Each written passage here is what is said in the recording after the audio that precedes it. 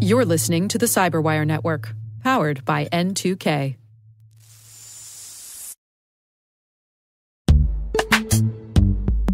Struggling to secure on-prem apps with modern identity? Don't worry, you're not alone. Join industry leaders from Fortune 500 organizations to secure your apps on any cloud with any IDP, regardless of your environment's complexity. Meet Strata's identity orchestration platform, Mavericks. Say goodbye to the headaches of app refactoring and legacy tech debt. With identity orchestration, you can modernize legacy apps to use MFA or passwordless authentication in a few weeks, migrate from one IDP to another, and so much more without changing the app. No matter your IAM use case, Strata extends the value of your current identity investments. And the best part? You can try it for free today. Visit strata.io/cyberwire to share your biggest identity challenge, and they'll hook you up with a complimentary pair of AirPods Pro. Don't miss out. Visit strata.io/cyberwire. That's strata.io/cyberwire.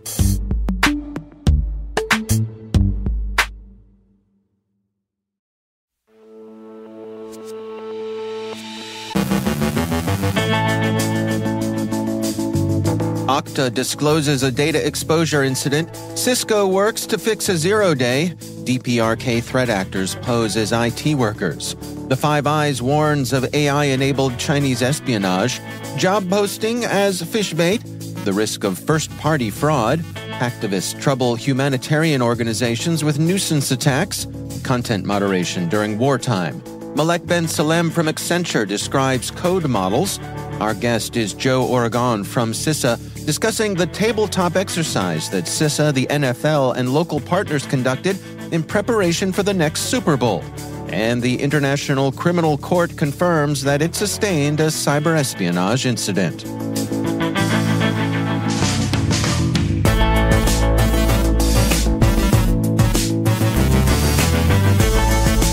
I'm Dave Bittner with your CyberWire Intel briefing for Monday, October 23rd, 2023.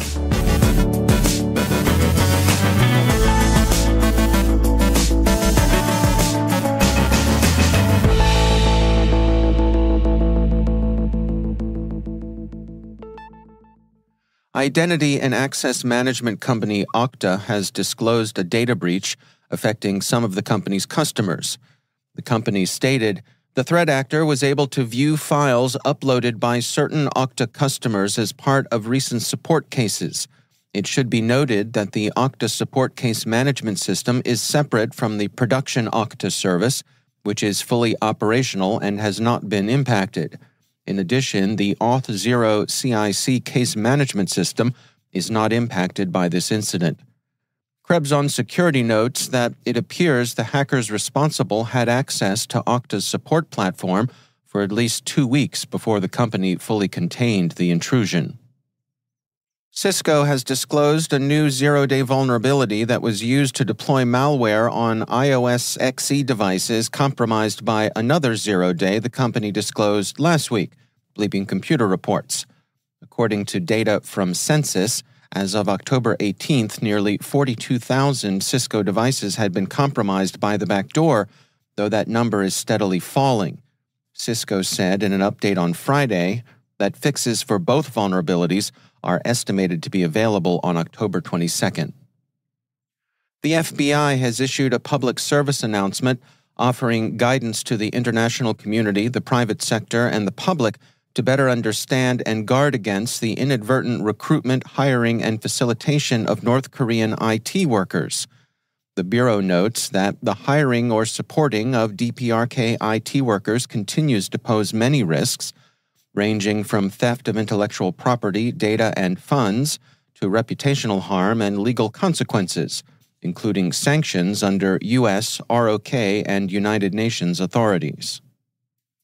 In an unprecedented joint call by Five Eyes counterintelligence leaders last Tuesday, the officials called out Beijing for what they characterized as theft of intellectual property on an unprecedented scale. The Five Eyes, Australia, Canada, New Zealand, the United Kingdom, and the United States, called on industry and universities to help counter this threat of Chinese espionage. This espionage is nothing new, but what the Five Eyes find particularly unsettling is the use of artificial intelligence in these campaigns. AI can amplify and augment an already serious threat. The Five Eyes' counterintelligence leads have been unusually open in their assessment of the Chinese espionage threat. They took their concerns to the broader public in a joint appearance on CBS News' 60 Minutes yesterday evening. They clearly want as many people to get the message as possible.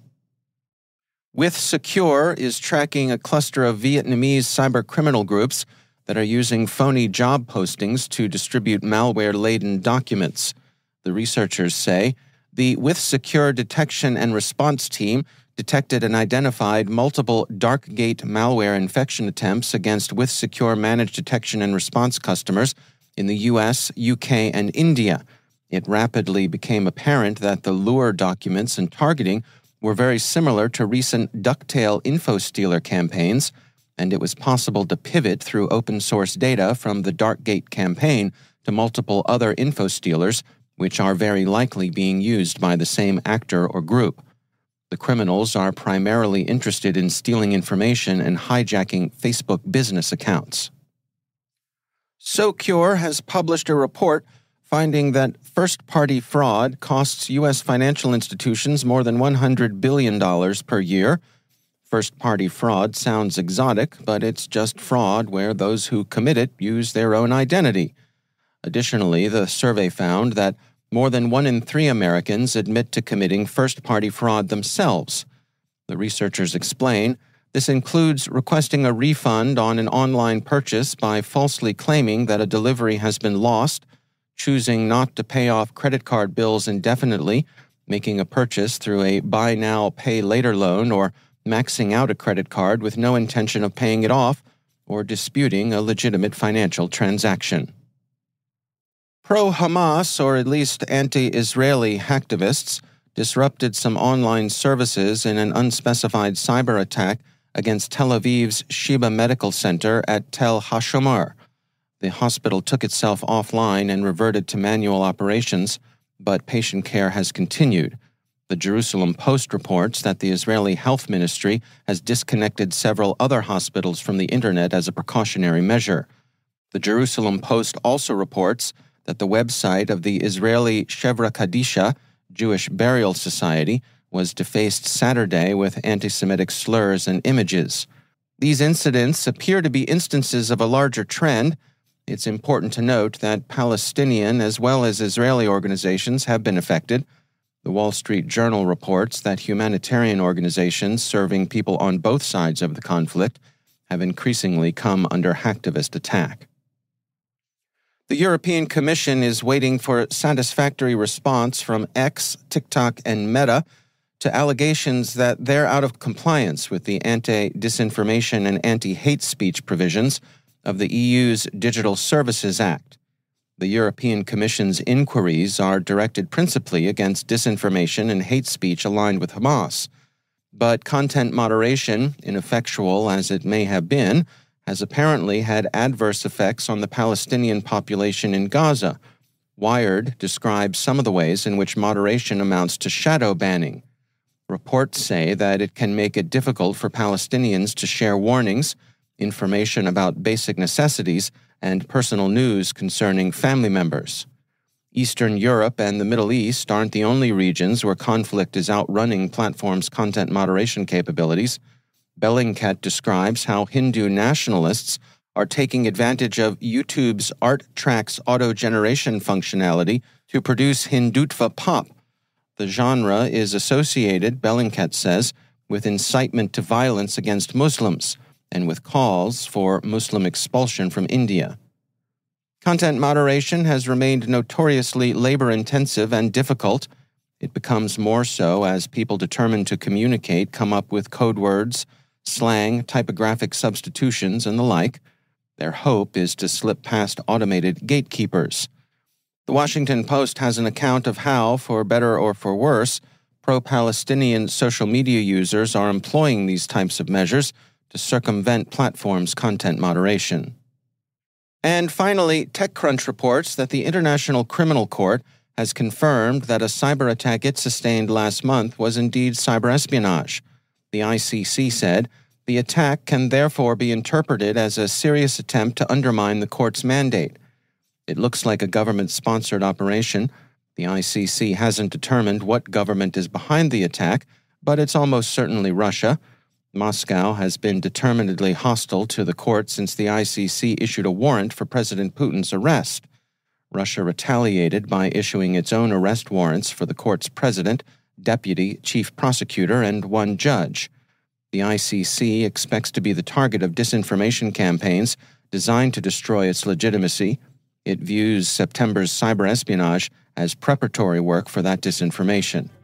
The ICC has briefly outlined the steps it's taken to mitigate the attack and says that Dutch police are investigating.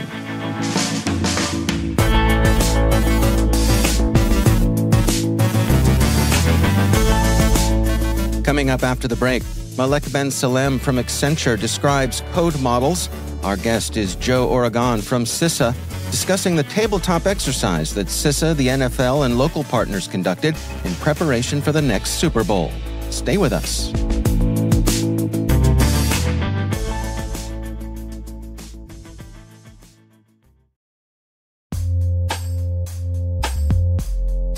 With over 8,000 threat hunters analyzing over 65 trillion signals daily, Microsoft works tirelessly with the federal government to keep our nation's data secure. This 30-plus year partnership is driving mission innovation that is secure by design. Whether optimizing your existing defenses or tackling advanced threats with AI, Microsoft gives you the intelligence and the automation you need to defend at mission scale. Let's work together to stay ahead of emerging threats and secure your mission anywhere. Learn more at aka.ms/fedcyber. That's aka.ms/fedcyber.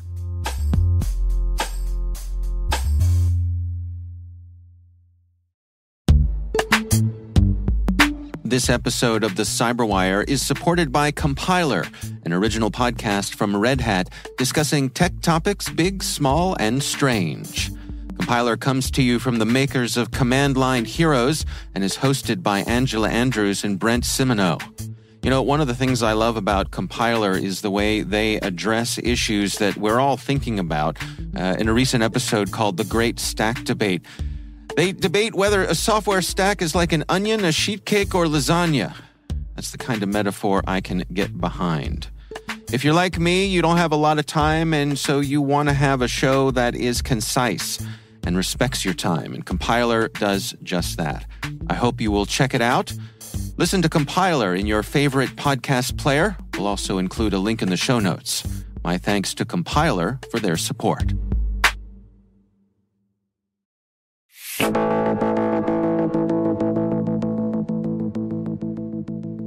Joseph Oregon is Chief of Cybersecurity for CISA Region 9, where they recently collaborated with security professionals from the NFL, as well as local partners for a tabletop exercise exploring potential vulnerabilities around this season's Super Bowl. For Joseph Oregon, it's a prime example of the type of partnering that CISA hopes to promote.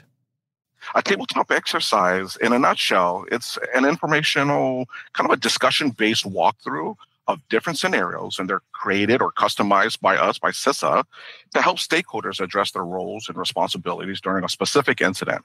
So as an example, we may help stakeholders by creating a scenario which helps them walk through how they would respond to a ransomware incident, or maybe even an incident response plan, or a physical incident at their location. So I take a moment just to highlight that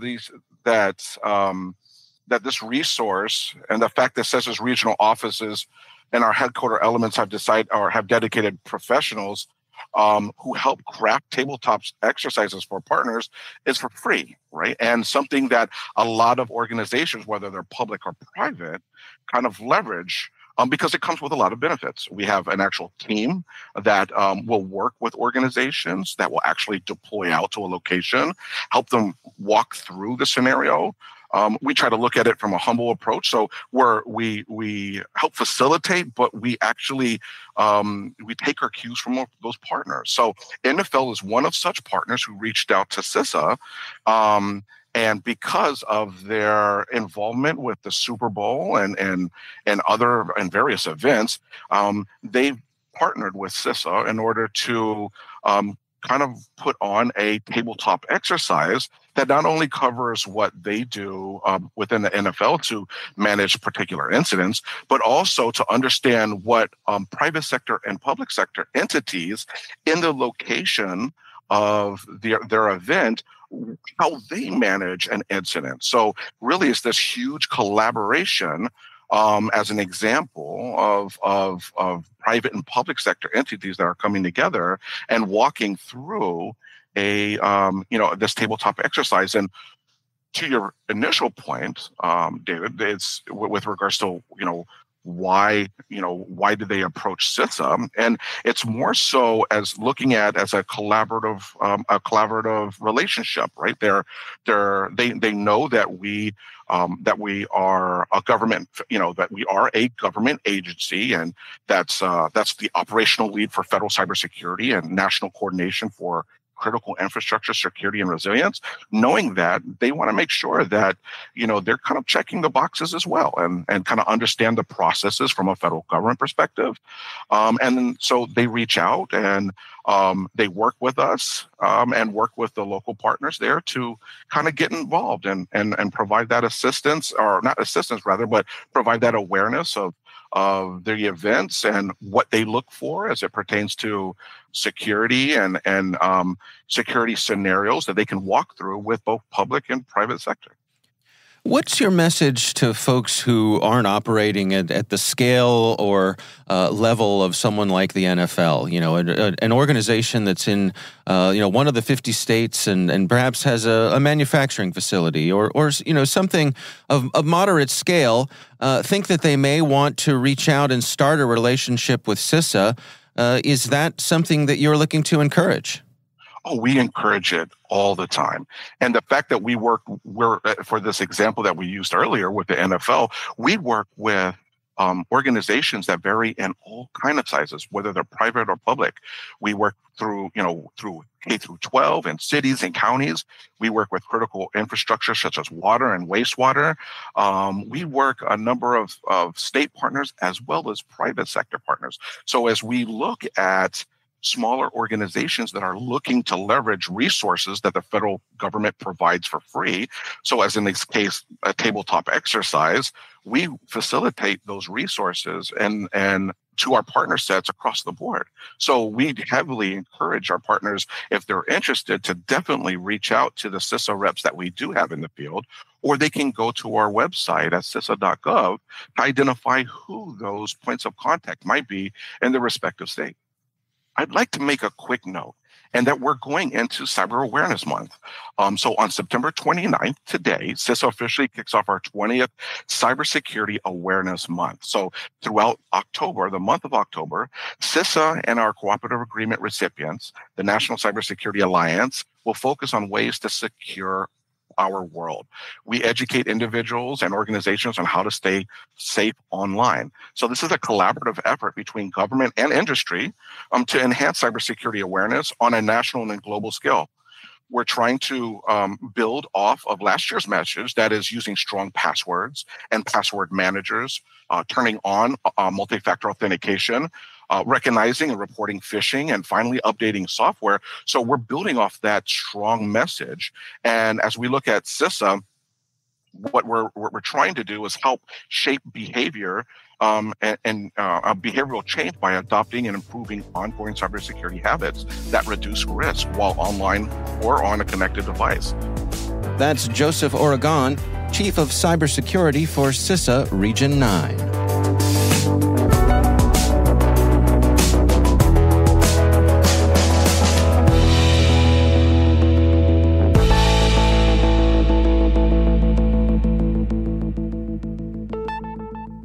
And joining me once again is Malek Ben Salem. She is the Managing Director for Security and Emerging Technology at Accenture. Malek, it's always great to welcome you back.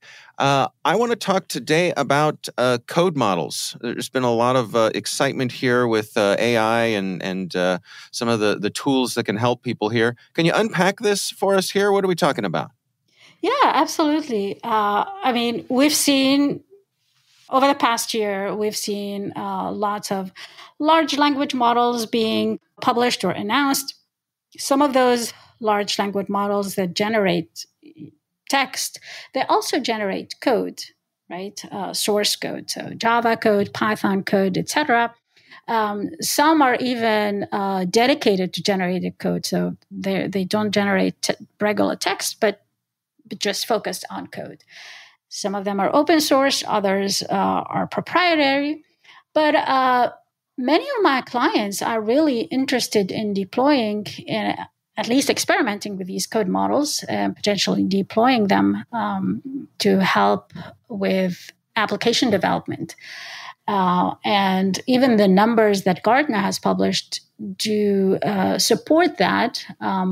Gartner, for example, expects that 15% of the new applications will be automatically generated by AI without any human in the loop by 2017. And they expect that 30% of enterprises will have implemented an AI-augmented development and testing strategy by 2025, so just in 2 years. But what I wanted to share with the audience today who are considering these code models is, to think through some of the, potential risks and, considerations as they select the right code model. So as I mentioned, some of these code models have been trained using open source data. Others have been trained using proprietary data. And so those two different types of training approaches or data sets carry with them, potential liability risks and IP ownership risks. You're probably aware of certain lawsuits going on against certain models where, open source repo contributors are claiming ownership, or at least some of IP ownership or copyright infringement of the code that they have contributed to those repos. So that may carry some liability for the end users of these models, the organizations developing these models, and that question of IP ownership is not clear. So does the code generated So suppose if you're deploying a code model within your organization, does the code generated by that model, is that owned by you as the organization? Is that owned by the vendor who's providing that code model for you? Or is it owned by the developers who contributed the training data for that model? That's a gray area. So that's something to keep in mind. I'm not discouraging clients to experiment and think through their use cases. I think there are tremendous benefits in terms of developer productivity, but I'd like to highlight some of the risks. The other thing I'd like to point out is, definitely there are improvements in efficiency, but I think at this point, at least, these code models can work well with developers. They're wonderful pair programmers, but I don't think they're ready for completely, generating code on their own. The capability is not there, but also there are security risks associated with that. So it has been shown that these models generate code that may work functionally, but carries some security vulnerabilities. And that's not really surprising because it's been trained with code, that's out there in the public, open source code that, carries some, maybe riddled with security vulnerabilities. And, they're mimicking or regenerating those types of vulnerabilities. So if you're considering deploying these code models, I think it's critically to double down on your security scanning processes. Make sure that you perform SAS scans, source code scans to discover these types of vulnerabilities. The other thing I'll to consider is, in the long term, I'm sure the performance of these code models will improve in the long term. But something to keep in mind is when new 0 days get discovered, probably the time to retrain those code models so that they generate source code that is secure, that is not exploitable through those 0 days, is much longer than the time it would take, the security scanning companies, if you will, to be able to detect that type of 0-day attack. So again, that's another consideration to think through as you're, assessing the value and risk of the use and deployment of these code models. Yeah, it really strikes me as being, is it fair to say it's a supply chain risk here? I mean, I think about open source software and how we've seen examples of, people inserting bad things into popular libraries and so on and so forth. But, that has the eyes of the community on it, where we think about LLMs as being kind of a black box here. And it seems to me that's a significant difference. Yeah, absolutely. I think that's one piece of it. There is a supply chain risk as well, or in this case, a data poisoning risk if those security vulnerabilities are inserted on purpose. Definitely one risk, and in other cases, you can opt for proprietary or models that have been trained with proprietary data. But it's important to understand, the trade-offs. It's important to also compare these models with respect to the quality of their output, and they vary significantly, right? Their performance varies significantly. And luckily, there has been some data sets published for benchmarking these models, so organizations can do that as part of the due diligence as they're selecting the right code model for their organization. But overall, I think what I'll recommend is use them as pair programmers. Use them for tasks like quick code translation or explanation. I don't think they're ready for independent code generation, and definitely, focus on your source code security testing and other types of application testing to deploy or to adopt these models safely. Kind of think of him as your junior partner, right? Exactly. Someone yes. who can help you, but you got to keep an eye on him. Yeah. All right. Yeah. Absolutely. All right. All right. Malek Ben Salem, thank you so much for joining us. Thanks for having me.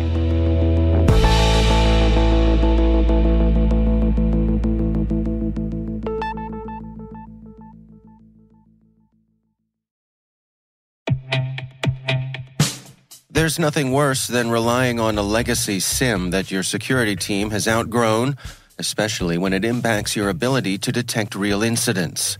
Hunter's SOC platform offers built-in, always up-to-date detection rules and automatic correlation that allows SOC analysts to focus on higher-value tasks that impact your organization. It's time to move to a platform that reduces risk, complexity, and cost for the SOC. It's time to replace your SIM. Learn more by visiting hunters.security today.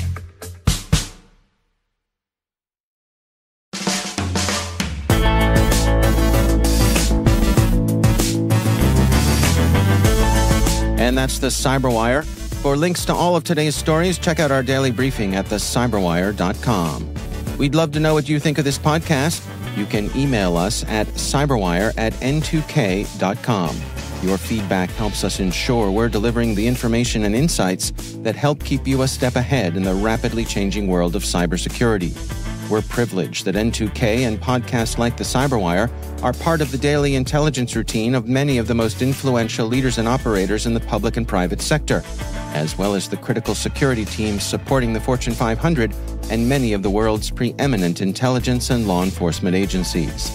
N2K Strategic Workforce Intelligence optimizes the value of your biggest investment, your people.